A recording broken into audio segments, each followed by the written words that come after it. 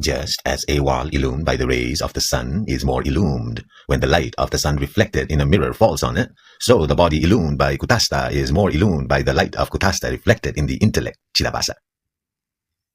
When many mirrors reflect the light of the sun onto a wall which is already illumined by the sun, spaces between the various reflections are illumined by the light of the sun alone, and even if the reflections are not there, the wall still remains illumined. Similarly, both in the intervals between the modifications of the intellect, vrittis, in which Chidabhasa is reflected, and during their absence in deep sleep, Kutasthha abides self-illumined, and Kutasthha is therefore to be known as different from Chidabhasa. An external object, such as a pot, is cognized through the vrittis, the modifications of the intellect, assuming its form, but the knowledge, I know the pot, comes directly through pure consciousness, Brahman. Before the rise of the vritti, that is, before the intellectual operation, my experience was, I do not know that there is a pot over there. After the rise, the experience is, I know that there is a pot over there. This is the difference the intellectual operation or vritti brings about. Both the above experiences of knowledge or non-knowledge of the pot are due to Brahman. Cognition or knowledge of external thing is the action thereon of the intellectual modification tipped with Chidabhasa like the steel head of a spear. And non-cognition is the beginningless but not endless dullness of an external thing covering its revelation. Thus, an external thing is spoken of in two ways: as a thing, like a pot, known or unknown, as the intellectual modification spear headed by Chidabhasa pierces its cover of dullness or not. If the cognition of an unknown pot can be had through Brahman, why not that of a known pot? It does produce the cognition, for the Chidabhasa ceases functioning as soon as the pot is made known. If the intellect is without Chidabhasa, the cognition of an object cannot take place. For how does intellect in such a case differ from a lump of clay which is unconscious and insentient? Nowhere is a pot said to be known when it is besmeared with clay. Similarly, when a pot is besmeared or covered by a vritti only, not along with Chidabhasa, it cannot be said to be known, for both the clay and the vritti are themselves unconscious and insentient. Hence, cognition of a pot is that reflection of consciousness on the pot which is produced as a result of the enveloping operation of the vritti cum Chidabhasa. Brahman, or pure consciousness, cannot be this resultant reflection of consciousness in as much as it, being the ethereal and immutable existence, exists prior to cognition. But will it not go against Sureshacharya's opinion expressed in the following Vartika? According to the authoritative books on Vedanta, an object of cognition in matter of external objects is that samvit or consciousness which is the result of the act of cognition. Hereby, samvit or consciousness, what Sureshacharya means is the resultant reflected consciousness. For the great Sankaracharya himself, Suresa's guru, in his Upadesa Sahasri, has made the distinction between Brahman, Chaitanya, and the resultant Chaitanya imply clear. Therefore, the reflection of consciousness produced on the pot is the cause of its cognition, and the knowingness or knowledge of this cognition, exactly as its ignorance, is the work of Brahman Chaitanya. The vritti of intellect, the reflection of chit on the pot, and the object, the pot, all three are made known by Brahman Chaitanya, whereas the object, the pot's existence at a particular place, is known by the reflection of chit on the pot, inasmuch as it is the resultant consciousness. So the knowledge of a pot involves a double consciousness, that is Brahman consciousness and vritti cum Chidabhasa consciousness, covering the pot. Brahman consciousness corresponds to the consciousness which accompanies what the Naiyakis call knowledge of knowledge, anubhya basaya, the knowledge which follows the cognition of objects, that I know my knowledge or existence of objects. The cognition, this is a pot, is due to Chidabhasa, but the knowledge, I know the pot, is derived from Brahman consciousness. Just as in objects outside the body, Chidabhasa has thus been differentiated from Brahman, so within the body too, Chidabhasa is to be differentiated from the immutable Kutasthha. as fire pervades a red-hot piece of iron, so Chidabhasa pervades I consciousness, as well as lust, anger, and other emotions.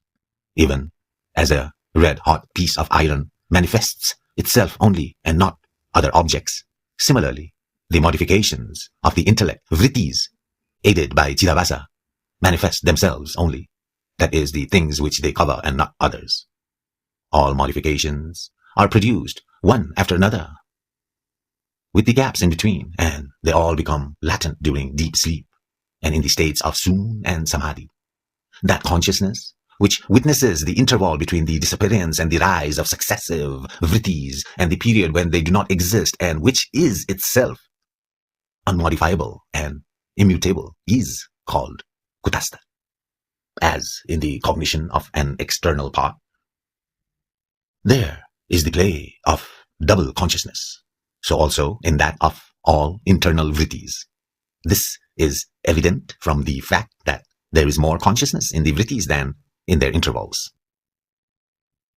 Unlike a part, the intellect is neither an object of cognition nor of non-cognition, for it cannot grasp itself. No object can do so, so it cannot be cognized, since again, it removes ignorance settled on objects. It cannot be said to be non-cognized, for if you know what is produced, you know what produced it as well. Building. Chidabhasa is a double consciousness. We see it manifested and unmanifested. Therefore, since Chidabhasa is a double consciousness, we see it manifested and unmanifested. Therefore, it cannot be called immutable, Kutastha, whereas the other is Kutastha, for it undergoes no such change. The earlier teachers have made it clear that Kutastha is the witness in passages like it is the witness of the intellect, antakarana, and its operations, vrittis. They have also declared that Kutastha, Chidabhasa, and the mind are related in the same way as the face, its reflection, and the mirror. This relationship is proved through scriptures and reasoning. Thus, Chidabhasa also has been described. Objection. Kutastha, conditioned by the intellect, can pass to and return from the other worlds, like the akasha enclosed in a pot. Then what is the necessity of postulating Chidabhasa? Reply. Being merely conditioned by an object such as the intellect, Kutastha does not become a jiva. Otherwise, even a wall or a pot, which is also pervaded by Kutastha, would become a jiva. Objection. The intellect is different from the wall, for it is transparent. Reply. It may be so, but why do you bother about the opaqueness or transparency of the conditioner? For your concern is with the condition, not with the conditioner. In measuring out rice and other grains, it makes no difference to their quantity whether the measure be made of wood or metal. If you say, though it makes no difference in measuring, the metallic measure does give a reflection, we reply that such is the property of the inner organ, antakarana, in that it can reflect consciousness as Chidabhasa. Abhasa means slight or partial manifestation. Pratibimba is also like that, that is, partial manifestation. It does not have the properties of the real entity, but resembles it in having some of them. As the Chidabhasa is associated and variable, it is devoid of the characteristics of Kutastha. But as it renders objects capable of being cognized, it resembles Kutastha, since is the opinion of the wise. Objection. Chidabhasa is not different from the intellect because its existence depends on the existence of the intellect. Reply. You say little, for the intellect itself might also be similarly regarded as not different from the body. Objection. The scriptures declare the survival of the intellect after the body falls, and therefore the intellect is the same as Chidabhasa. Reply.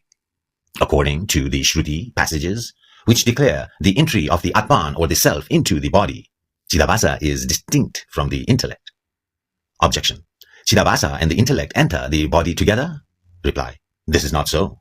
For in the Aitariya Upanishad, it is said that the self enters the body by its own will apart from the intellect. The Upanishad says that the self, the Atman, thought, this body with the organs cannot live without me. And so, cleaving the center of the skull, it entered into the body and started experiencing the changeable states, that is, wakeful, dreaming, and such. Objection. How can the association-less Kutastha be said to animate the body by entering it? Reply. Then how did it create the universe? Objection. Both the acts of creation and entering the body are caused by Maya. Reply. Then they vanish too when Maya is destroyed. The self becomes the ego, identifying itself with the body composed of the 5 elements, and when the body perishes, once for all, the ego too perishes with it. Thus said Yajnavalkya to Maitreyi, this self is not perishable. Thus the Shruti differentiates the Kutastha from everything else. The self is associationless. Such statements sing the ever-detached state of Kutastha. The passage where it says that the body only dies and not the jiva does not mean that he is released, but only that he transmigrates. Objection. How can the changeable jiva say, I am Brahman, since Brahman is immutable? Reply. He can, because in spite of apparent discrepancy between jiva and Brahman, the identity is established by giving up the false notion about the jiva. What appeared under the influence of Maya as jiva is really none other than Brahman. A man may be mistaken for the stumps of a tree, but the notion of the stump is destroyed when the man is known to be a man. Similarly, when the jiva knows, I am Brahman, his notion, I am Buddhi, the ego consciousness in the mind, is destroyed. Acharya Suresavara, in his Naishya Karmaya Siddhi, describes clearly how jiva and Brahman are found to be identical when the false notion about the jiva, that is, its identity with the Buddhi, is destroyed. Therefore, the text, I am Brahman, is to be understood in this sense. In another Shruti text, everything is Brahman. Brahman and the universe are shown to be identical. It also is to be interpreted in the above sense, that is, what appears to be all this, the universe, is really Brahman. Similarly, in the text, I am Brahman, the same identity of jiva and Brahman is indicated. It is true that the author of the Vivarana gloss has denied the Bada Samanadhikaranya interpretation and has accepted the Mukhya Samanadhikaranya interpretation of I am Brahman. It is because he has taken the I in the sense of Kutastha Chaitanya and not in the sense of Chidabhasa. In the text, that thou art, the word thou, freed from all adjuncts, is Kutastha. And in Vivarana and other advanced works, attempts are made to establish its identity with Brahman. The consciousness, the substratum on which the illusion of Chidabhasa together with the body and the sense organs is superimposed, is known as Kutastha in Vedanta. The substratum on which stands the illusion of the whole world is described in the Vedanta by the word Brahman. When the whole world of Maya is recognized as a superimposition on this one consciousness, Brahman, what to speak of Jiva, who is only a part of this world? The difference between the entities indicated by that and thou is due to that of the superposed world and Jiva, which is only a part of it. In reality, there are one consciousness. That it is a genuine case of superposition is proved by the fact that Chidabhasa, the reflected consciousness, partakes of the characteristics of both the superposing intellect, such as agentship, enjoyership, and the superposed Atma, which is consciousness. So, the whole Chidabhasa is a creation of illusion. What is the intellect? What is the reflected consciousness? And what is the self? How is the world here? Because of indecision about these questions, ignorance has arisen. This illusion is also called samsara. He is the knower of truth, the liberated, who knows the true nature of the intellect. Thus, the Vedanta has decided. The piece of sophistry advanced by the logicians and others, whose is the bondage, must be met by adopting the method of Khandana Khanda Khadya by Sri Harsa Mishra. It is said in the Shiva Purana that pure consciousness, Kutasthha, exists as a witness to the rise and fall of the mental modifications, vrittis, their prior and posterior non-existence, and the state of ignorance prior to inquiry about truth. As the support of the unreal world, its nature is existence, as it cognizes all insentient objects. Its nature is consciousness, and as it is always the object of love, its nature is bliss. It is called Shiva, the infinite, being the means of revelation of all objects and being related to them as their substratum. Thus, in the Shaiva Puranas, Kutasthha has been described as having no particular characteristics of Jiva and Ishwara, and as being non-dual, self-luminous, and the highest good. The Shruti declares that Jiva and Ishwara are both reflections of Brahman in Maya. They are, however, different from material things in that they are transparent, revealing, just as a glass jar is different from earthen ones. Though both are products of food, the mind is subtler and purer than the body. Similarly, Jiva and Ishwara are more transparent than the grosser products of Maya. Jiva and Ishwara, because they manifest the power of revealing, must be considered to be endowed with consciousness, for nothing is difficult for Maya that is endowed with the power to create all things.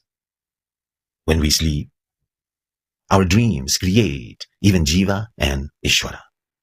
What wonder is there then that the great Maya creates them in the waking state? The Maya creates omniscience and other qualities too in Ishwara. When it can create Ishwara, the receptacle of these qualities, is it difficult to conceive that it can also create these qualities in him? If we raise the improper doubt about Kutasthha, we say, we do not imagine that Kutasthha is also a creation of Maya. There is no evidence for that assumption. All the classics of Vedanta proclaim the reality of Kutasthha, and they do not admit the existence of any entity other than it. These verses show the real meaning of the Shruti and do not consider the matter from a logical point of view. The doubts of the logicians are not considered here. The aspirant for release should give up sophistry and should base his conviction on the Shruti, which says that Jiva and Ishwara are creations of Maya. Ishwara's creation extends from his willing to create the world to his entrance into his creation. Jiva's creation includes everything from the world of the waking states to his release from ignorance. Kutasthha is ever associationless. It does not change. Thus, one should always meditate and reflect. For Kutasthha, there is no death and no birth, none in bondage and none engaged in working out release, sadhaka. No aspirant for release, mumuksha, and none liberated, mukta. That is the supreme truth. The Shruti tries to indicate the reality which is beyond the body and the mind by using the conceptions of Jiva, Ishwara, and Jagat. Acharya Suryasvara has said that whatever method helps one to understand clearly the indwelling Atman is approved by the Vedantic classics. The dull-witted, ignorant of the real meaning of the Shruti, wanders here and there, whereas the wise, understanding its purport, ever abides in the ocean of bliss. Like a cloud, which pours out streams of rain, Maya creates the world, Jagat. As the ether is not affected by the rain, so pure consciousness that I am suffers neither gain nor loss from anything in the phenomenal world. That is the conviction of the wise. He who always reflects on this lamp of Kutastha ever abides as the self-revealing Kutastha.